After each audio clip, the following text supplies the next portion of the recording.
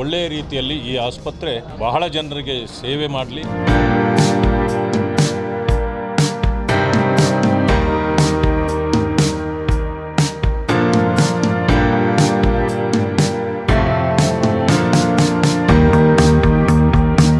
Doctor Mohan ಅವರ ಒಂದು ನೇತೃತ್ವದಲ್ಲಿ ಪ್ರಲಾಕ್ಷ ಹಾಸ್ಪಿಟ್ಲು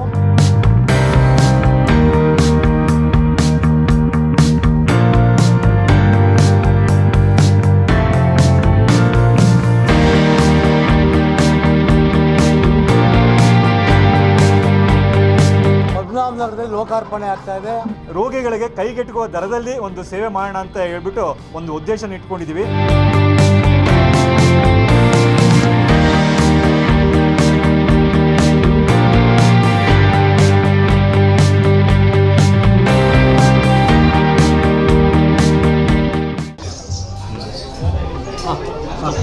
ಡಾಕ್ಟರ್ ಮೋಹನ್ ಅವರು ಒಂದು ಉತ್ತಮವಾದ ಆಸ್ಪತ್ರೆಯನ್ನು ಈ ಪ್ರದೇಶದಲ್ಲಿ ತೆಗೆದಿದ್ದಾರೆ. ಅವರಿಗಾಗಲೇ 2-3 ಆಸ್ಪತ್ರೆಗಳನ್ನು ತೆಗೆದು ಜನರ ಸೇವೆಗಾಗಿ ತಮ್ಮನ್ನು ತಾವೇ ಅರ್ಪಿಸ್ಕೊಂಡಿದ್ದಾರೆ. ಅವರಿಗೆ ಶುಭವನ್ನು ಕೋರ್ತೇನೆ. ಪದ್ಮನಾಭನಗರ ಕ್ಷೇತ್ರದ ವ್ಯಾಪ್ತಿಯಲ್ಲೂ ಕೂಡ 50 ಬೆಡ್ಗಳ ಒಂದು ಸೂಪರ್ ಸ್ಪೆಷಾಲಿಟಿ ಆಸ್ಪತ್ರೆಯನ್ನು ಕೂಡ ತೆರೆದಿದ್ದಾರೆ. ಈ ಭಾಗದ ಜನರಿಗೆ ಮಾತ್ರ ಅಲ್ಲ, ಯಾರೇ ಎಲ್ಲಿಂದ ಬಂದರೂ ಕೂಡ ಸೇವೆ ಇಲ್ಲಿ ದೊರೆಯತಕ್ಕಂಥದ್ದು ಉತ್ತಮವಾಗಿ ಕೆಲಸ ಮಾಡ್ತಾರೆ. ಅವ್ರ ಬಗ್ಗೆ ನನಗೆ ಬಹಳ ವರ್ಷಗಳ ಪರಿಚಯ ಇದೆ, ಜೊತೆಗೆ ಉತ್ತಮ ವ್ಯಕ್ತಿತ್ವ ಕೂಡ. ಆದ್ದರಿಂದ ಜನಾನುರಾಗಿಯಾಗಿ ಜನರ ಪರವಾದ ಕೆಲಸ ಮಾಡತಕ್ಕಂಥದ್ರಲ್ಲಿ ಯಾವಾಗಲೂ ಅವರು ಮುಂದೆ ನಿಲ್ತಾರೆ. ಆ ಕಾರಣದಿಂದ ಅವರ ಈ ಒಂದು ಪ್ರಯತ್ನಕ್ಕೆ ಶುಭವಾಗಲಿ. ಒಳ್ಳೆಯ ರೀತಿಯಲ್ಲಿ ಈ ಆಸ್ಪತ್ರೆ ಬಹಳ ಜನರಿಗೆ ಸೇವೆ ಮಾಡಲಿ, ಉತ್ತಮ ಕಾರ್ಯ ಮಾಡಲಿ ಅಂತೇಳಿ ನಾನಂತೂ ಆಶೆಯನ್ನು ಪಡ್ತೀನಿ. ಈ ದಿನ ಡಾಕ್ಟರ್ ಮೋಹನ್ ಅವರ ಒಂದು ನೇತೃತ್ವದಲ್ಲಿ ಪ್ರಲಾಕ್ಷ ಹಾಸ್ಪಿಟ್ಲು ಪದ್ಮನಾಭನಗರದಲ್ಲಿ ಲೋಕಾರ್ಪಣೆ ಆಗ್ತಾ ಇದೆ. ಡಾಕ್ಟರ್ ಮೋಹನ್ ಅವರು ಭಾಳ ಒಳ್ಳೆಯ ಅತ್ಯುತ್ತಮ ಡಾಕ್ಟ್ರ್ ಇದ್ದಾರೆ ಮತ್ತು ಅನೇಕ ಹಾಸ್ಪಿಟ್ಲ್ಗಳಲ್ಲಿ ಕೂಡ ಸೇವೆಯನ್ನು ಮಾಡಿದ್ದಾರೆ. ಆ ದೃಷ್ಟಿಯಿಂದ ಪ್ರಲಾಕ್ಷ ಹಾಸ್ಪಿಟ್ಲು ಸುಮಾರು 50 ಬೆಡ್ಡಿನ ಆಸ್ಪತ್ರೆ ಮಾಡೋ ದೃಷ್ಟಿಯಿಂದ ಭಾಳ ಒಳ್ಳೆಯದಾಗಲಿ, ಅವರಿಗೆ ಶುಭವಾಗಲಿ.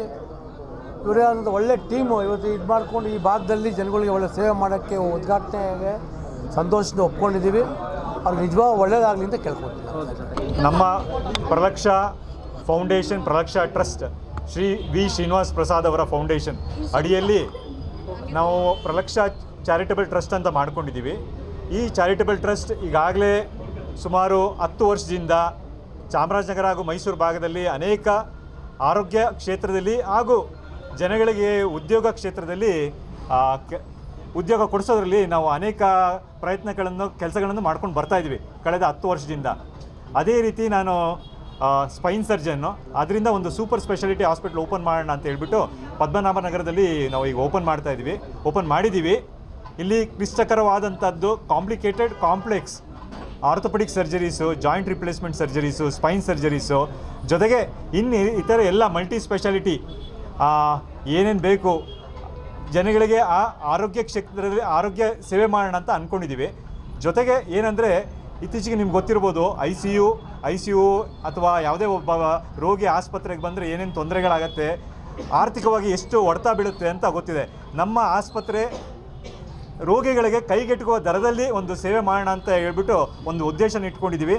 ಇದಕ್ಕೆ ನಿಮ್ಮೆಲ್ಲರೂ ಸಹಕಾರ ಬೇಕಂತ ಕೇಳ್ಕೊತೀನಿ. Thank you.